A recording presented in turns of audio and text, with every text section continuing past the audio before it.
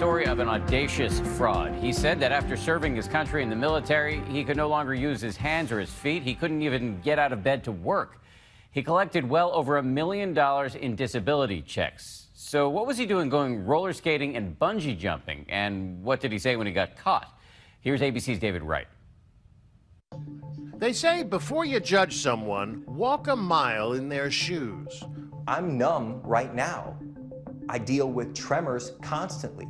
Or in Dennis Paulson's case, run a 10K. He lived a very active lifestyle. All the while claiming that he was too sick to work.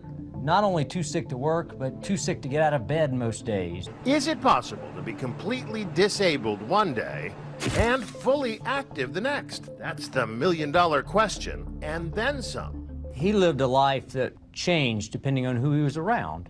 So when he was around doctors and people that were able to provide him benefits, he gave the impression that he was wheelchair-bound. There's Paulson arriving at the VA for a checkup in his wheelchair, but other times on his feet. He appears to be walking just fine.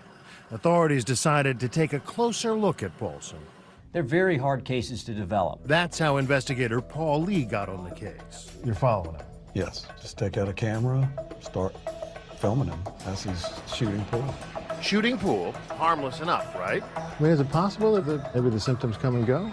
He's being paid for 100% loss of use of hands and 100% loss of use of feet, permanently in total. So the fact that he's walking at all is a sign that It's consistent with what he had claimed to the VA for his benefit. The VA doles out $60 billion a year in disability benefits, mostly to veterans wounded in the line of duty. The vast majority of veterans are entitled to those benefits, but complaints of fraud have nearly tripled over the past decade. How common is a case like this? All too common, unfortunately. Come on now! Like the North Carolina postal worker whose workman's comp claim was undone by an appearance on The Price is Right. Or the New York City bus driver who claimed she couldn't drive because of a shoulder injury, caught pounding the drums at a gig.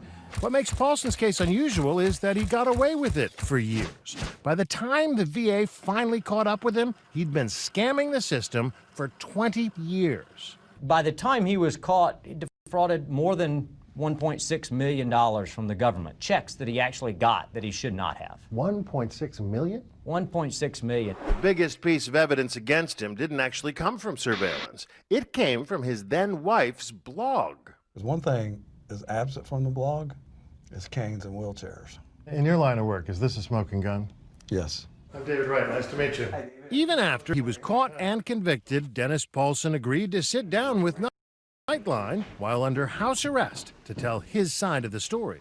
What do you say to the people who see these pictures, who watch those videos and say this guy is a faker? I'm not faking anything. I'm trying to fight this disease and try to get some kind of enjoyment out of life when I can. He says it all started back in 1990. After serving just 2 years in the Navy, he says he started getting symptoms. I couldn't feel the left side of my face, and I was having chest pains. And I was 19, and I'm like, oh my God, am I having a heart attack? He went to Bethesda Naval Hospital, and the doctors had bad news. They gave me a probable diagnosis of MS. A probable diagnosis? Probable diagnosis. What does that mean? You might have MS. Paulson got a second opinion at the National Institutes of Health. Within 5 minutes of him looking at the results of the Navy, he goes, you definitely have MS. It was his ticket out of the Navy, a medical retirement, entitling him to 30% of his wages for life, no questions asked. But according to prosecutors, Paulson did ask questions. He also researched on the internet the symptoms, and so he knew what to say to the doctors when he went in. The way the system works, the more disabled you are, the more compensation you receive, because you need more. MS is a degenerative disease affecting the central nervous system. The symptoms tend to get worse over time, and as they do, Paulson would be entitled to more and more benefits. From 1997 on, Paulson convinced the VA he was 100% disabled, unable to use his hands or feet, unable to work, unable to walk. But the blog tells a very different story. I mean, look at these pictures. You seem like a very active father. Here you've got your boy in the swimming pool, on the swing set. Yep. Roller skating. Yep. Running, playing football. You see how I'm running, I have drop foot. So when you see I'm not pushing off, I know I'm not pushing off with that foot. We'll spot you that one. Here you are on the beach, Mr. Muscles. Yeah, it's not a muscle disease. That's what people don't understand. It's not a muscle disease. It's a neurological disease. And yet, you can bungee jump. You can play baseball, batting .300. And you ran this Tough Mudder race. I struggled through that. That's right. Paulson actually competed in a Marine Corps Tough Mudder race. How is it that you could be 100% disabled and run a race like that? I mean, if you're good enough to run that race, surely you're good enough to work. Every job that I tried, I couldn't do, but I looked healthy enough to do it. I'd go out and work at Lawn Doctor and try to open up the fertilizer bags, and the things would slip out of my hands. But here I am, I look healthy.